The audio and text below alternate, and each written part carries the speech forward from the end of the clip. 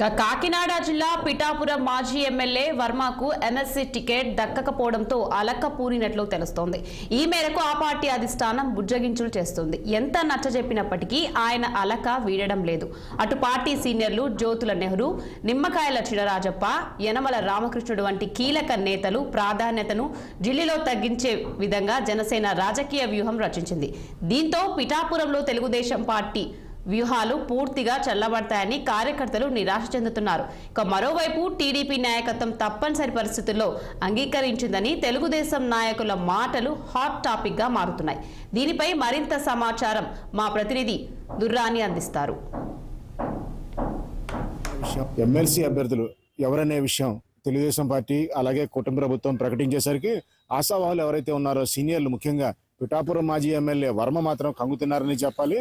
పిఠాపురం మాజీ ఎమ్మెల్యే వర్మకు ఖచ్చితంగా సీటా వస్తుందని ఆశలు ఎన్నో పెట్టుకున్నప్పటికీ ఆయనకి స్వయంగా ఫోన్ చేసి అధిష్టానం ఈ దఫా ఇవ్వలేమని మరోసారి పరిశీలిస్తామని చెప్పడంతో పిఠాపురంలో తెలుగుదేశంలో మాత్రం కలకలం రేపుతుందని చెప్పాలి.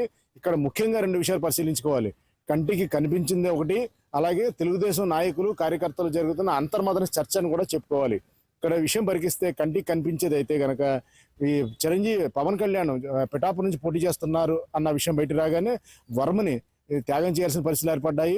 ఆ సమయంలో వర్మ కూడా గుండె తిట్టు చేసుకొని తెలుగుదేశం సూచన మేరకే చంద్రబాబు హామీ ఇచ్చిన మేరకు, అంటే స్వయంగా చంద్రబాబు ఆనాడు హామీ ఇచ్చారు వర్మకి ఎమ్మెల్సీ కేటాయిస్తామని. అలాగే పవన్ కళ్యాణ్ కూడా అదే విధంగా ముందడుగేశారు.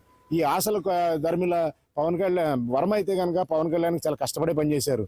ఆ ఎన్నికల ఫలితాలు వచ్చిన తర్వాత పార్టీలో కాస్తంత ఈ తేడాలు రావడంతో వర్మని పిఠాపురం రాజకీయాలకు దూరంగానే పెట్టారు. వర్మ తెలుగుదేశం పార్టీని బలోపేతం చేసే ప్రయత్నం చేసే ప్రతిసారి ఏదో విధంగా అడ్డుకోవడం, ఆయన మాటకి విలువ లేకుండా చేయడం అంటే అనేక ప్రక్రియలు పిఠాపురం నడిచినాయి. ఈ క్రమంలోనే వర్మకి ఇంకా రాజకీయ భవిష్యత్తు జనసేన చేతుల్లోకి వెళ్ళిపోయింది. జనసేన అంగీకరిస్తే తప్పించి ఈ వర్మకి ఏ విధమైన పదవి రాదు అని గట్టిగా సంకేతాలు వెళ్ళడం ధర్మలా ఈ దఫా మాత్రం ఖచ్చితంగా తెలుగుదేశం ఆయనకు అక్కడ స్థానం కల్పించి అక్కడ అధికారాన్ని కల్పించడం ద్వారా వర్మని ఆదుకుంటుంది, అలాగే పిఠాపురంలో తెలుగుదేశం పార్టీని బతికించుకుంటుంది అన్న వార్తలు వెలువడ్డాయి. ఈ క్రమంలో అయితే కనుక ఈ అభ్యర్థులు ప్రకటించడంతో క్లియర్ కట్గా వర్మకు స్థానం లేకుండా పోయింది. ఇప్పుడు జరుగుతున్న తతంగం పరిశీలిస్తే గనక ముఖ్యంగా ఎన్నికల సమయంలో సీనియర్లు తమ వారసులైన తమ కుమారులకు టికెట్లు ఇచ్చుకోవాలని ఆశించారు.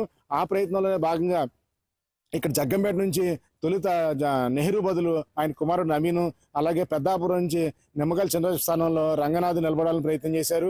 అయితే చంద్రబాబు నాయుడు ముఖ్యంగా ఈ దఫా సీనియర్లు నిలబడాలని, ఆ తర్వాత నెక్స్ట్ వచ్చే ఎన్నికలకు తమ కుమారులను రెడీ చేసుకోవాలని, తమ వారసులను రెడీ చేసుకోవాలని చేసిన సూచన మేరకు రంగంలోకి వచ్చారు. అయితే జ్యోతుల నెహ్రూ కానీ ఇటు నిమ్మకాయల చంద్రబాబు కానీ గెలుపొందినప్పటికీ సీనియర్లకు ఏ విధమైన ప్రాధాన్యత రాకపోవడం, కేవలం ఈయన ఆధ్యాత్మికంగా జగ్గంపేట ఎమ్మెల్యే జ్యోతుల నెహ్రూ ఉంటున్నారని ఆయన టీటీడీ పాలక మండలిలో సభ్యుడిగా నియమించడం, ఇదంతా కంటికి కనిపించింది జరిగింది తప్పించి వాస్తవంగా ప్రస్తుతం జరుగుతున్న తెలుగుదేశం పార్టీలో అంతర్మదన చర్చ గమనిస్తే కనుక ఇంత రాజకీయం నడిచిందని మాత్రం అనిపిస్తుంది.